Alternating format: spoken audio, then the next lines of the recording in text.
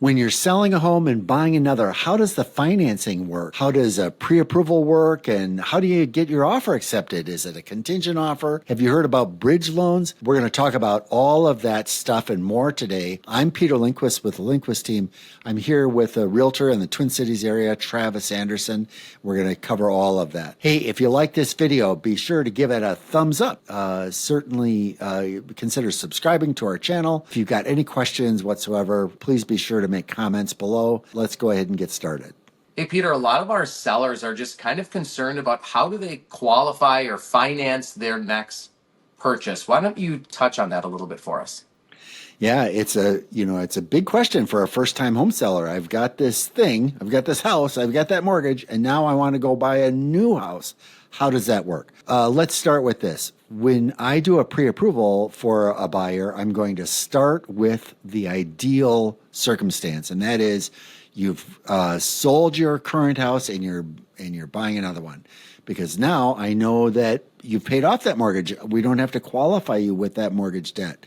You've got whatever equity that came from the sale of that home, however much you walk away with after costs are paid, and you're using that for down payment on a new house. That's the ideal world, and that ideal world can happen in one of two ways.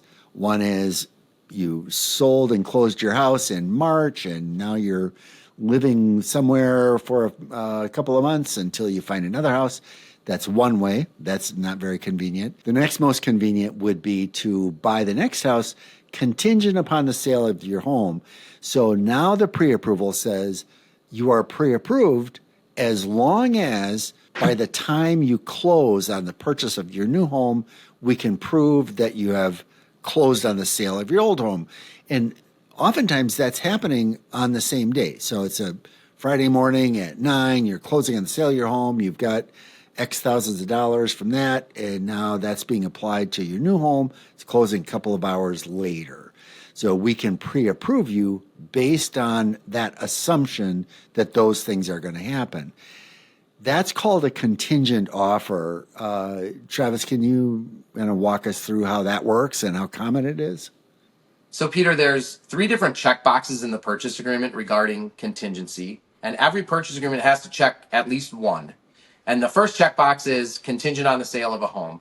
Now, that would be that we haven't even listed the home for sale yet, and we're going to put a listing date in the purchase agreement there, okay? And in that instance, your purchase agreement is, of course, contingent on the sale of your home, and that does not happen very often in a strong seller's market. In a stronger buyer's market, you can see it more often. The second checkbox is, hey, I have a home that I've sold, and my purchase is contingent upon the successful closing of that home. That happens much more often, or at least in a seller's market, it's at least very acceptable. And so that happens often enough. And then the third checkbox is whether or not you have a home or not. It's just that you don't have a home that's required to sell. And that could give us into sort of like a third option that you and I like to do with some of our clients, where, Peter, let's say I do own a home, but I don't write a contingent offer.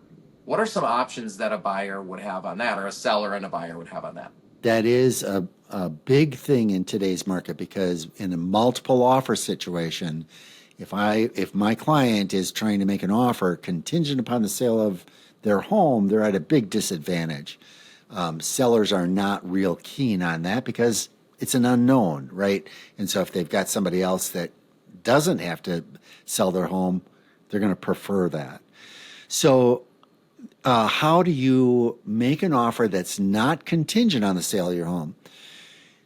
That can be done in a number of different ways. The first thing is you need to be able to qualify to own the new house and that mortgage along with the house you're exiting and any mortgage plus taxes and insurance and association dues on your old house. So typically, if you've got mortgages on both, that's going to require fairly strong income in order to be able to accomplish that. That deals with that part of it, but the other part is, you're expecting $50,000 or whatever it is from the sale of your home you want that to go into the new house. So how do we get that money? A couple of different ways. The easiest way is if you've got 50,000 sitting in the bank, use that money, buy the new house, sell your old house, you get 50,000, replace it in the bank. Okay? That's the easiest. If you've got something like a 401k that you can borrow against, normally I don't suggest this unless it's a very short-term circumstance, because 401ks, if you borrow against them, there's typically no penalties. There's no taxable event that's happening. So you borrow the money against that and put it against the new house. The great thing about that is I don't have to qualify you with that 401k loan. So I've got to qualify you with both mortgages, but I'm not adding another debt in your qualifications. Now, the next, if none of those are possible, and by the way, there's other options too. You got family that's going to give you a gift, or a loan against a car, or you sell a car. I mean, there's a lot of different variables about coming up with down payment before your house is sold. But let's assume that none of that is possible. Then we deal with bridge financing. And bridge financing requires an even stronger income scenario, because now you've got to qualify against the old home, or qualify with the old mortgage, the new mortgage, plus a third loan that is called a bridge loan. And that loan is typically a second mortgage on your old house. There are some banks and credit unions that will specialize this and will help us in this scenario where you're borrowing money that is secured by your old house. There are limitations in terms of you normally need some significant equity in the property in order to be able to accomplish this. But they'll lend you a portion of what you're going to get anyways when you close on the sale of that home. So if I have $80,000 of equity that I want to put against the new home, I might get $60,000, okay, from this loan that I'm using against the new home. That bridge loan, if I can get you pre-approved for that, now you can make an offer that's not contingent upon the sale of your home. And that strategy can be all the difference in the world between getting your offer accepted and not. The biggest thing that I want to say about that is you need to be prepared. If that's the approval, I mean, I'm going to walk you through all this, but you need to be prepared that until your house sells and closes, you've got 3 payments that you've got to make: the old house, the old house, the new house, and the bridge loan. It sounds quite complex. And I think the advice that I generally give my clients, Peter, is let's get in touch with Peter right away and let's just explore our options. Can we buy a home non-contingent? And if the answer is yes, what are our options? You just outlined the bridge financing, and you also mentioned that there may be some other options. And I think you're absolutely right, but we really should get them communicating with you as quickly as possible so we can explore those options. Wouldn't you agree? Yeah, and I'll just say it's a long conversation. I normally like to do it on Zoom because there's a lot of numbers and they're big numbers, right? So, and so I want to show you step by step how it works and walk you through the fact you're going to be dealing with at least 2 different loan officers, the bridge loan officer and me, 2 different loan processes. So it gets busy. It can be frustrating, but it can make the difference between getting your purchase accepted or not.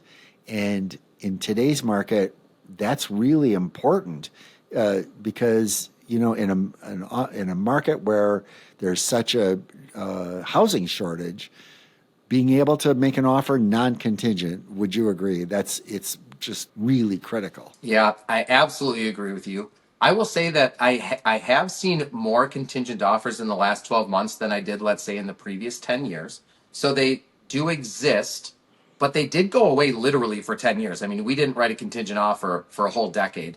I've written 2 in the last 12 months or so, and I've seen a couple online. So they're just barely starting to kind of come back, but it's still a strong seller's market in most areas in the Twin Cities. So at least at the time of recording this video, again, my advice is let's see if you can qualify non-contingent. And then here's something we didn't touch on, Peter. Let's say we qualify non-contingent, we're going to use the bridge loan, etc. And then I list the home for sale and I sell it. We could still close before the closing on the purchase. And maybe we just amend the contract to say, hey, now we're not doing this bridge financing thing, but we do need our home to close, which is a much better contingency than having it, not even listed for sale. So there's so many of these options and little idiosyncrasies that we can use in the market, and of course, getting them in front of you is the first step in that. Yeah, that's well said. I normally like to tell people have your home completely ready for sale, so that if your offer's accepted, within a couple of days or what have you, that they can get their house listed. That ideally they can get 6 or 8 weeks on the contract they're on the house they're buying.